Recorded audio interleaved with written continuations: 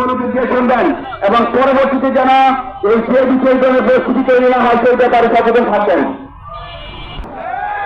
Management যদি একটি কঠোরপন্থী না হয়ে যদি সহনশীল হইত, যদি তারা মানবিক হইত, তাহলে আমরা আমাদের বলতে চাইছি, কিন্তু ম্যানেজমেন্ট সেটা দেখায় নাই। এখন আমি ম্যানেজমেন্টকে বলবো, আমরা বিগত 1 বছরে দেখে আসছি ম্যানেজমেন্ট অতি কঠোরপন্থী থেকে তার চেয়ে বেশি কঠোরপন্থী হয়েছে, ঠিক কিনা? বিভিন্ন সময় ছুটি ছাটা নিয়ে তাদের ব্যবহার আমরা দেখেছি, এইচআর ডিপার্টমেন্টের ব্যবহার আমরা দেখেছি, মেডিকেল ডিপার্টমেন্টের ব্যবহার আমরা দেখেছি। কোথাও মানবিক ব্যবহার নাই। এই যে অতি কঠোরপন্থী মনোভাব, এই অতি কঠোরপন্থী মনোভাবের কারণে আজকে হাজার হাজার শ্রমিক রাস্তায় নামতে বাধ্য হয়েছে। আমি মনে করি এটা ম্যানেজমেন্টের একমাত্র ম্যানেজমেন্টের ভুল।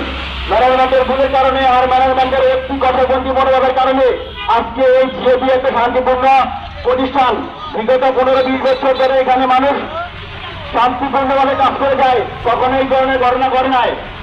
কিন্তু এখন দেখা যাচ্ছে 2 দিন পর পর এই বিল্ডিং সে বিল্ডিং ওই বিল্ডিংয়ে ঝামেলা হয়ে আছে, ঠিক কিনা?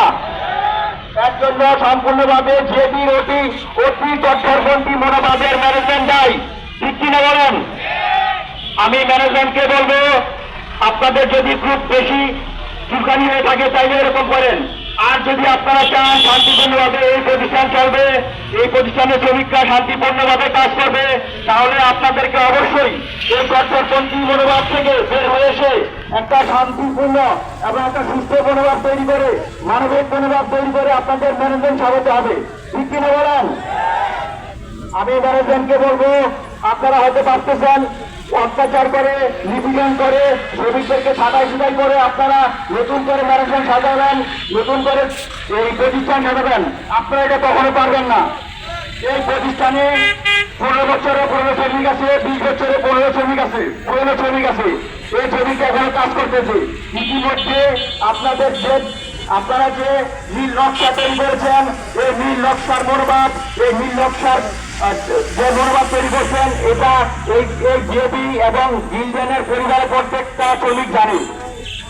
আপনারা চাচ্ছেন বিভিন্নভাবে নিপীড়ন করে, বিভিন্নভাবে নির্যাতন করে, শ্রমিকদেরকে ছাঁটাই করে, নতুন করে আপনারা সবকিছু তৈরি করবেন, কিন্তু এটা পারবেন না।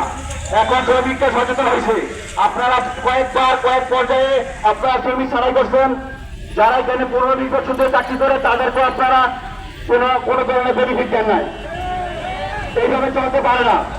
এখানে যারা আছেন তারা অনেকে আছে 5 বছর 10 বছর ধরে চাকরি করে, তারা চাকরি করলে লাখ লাখ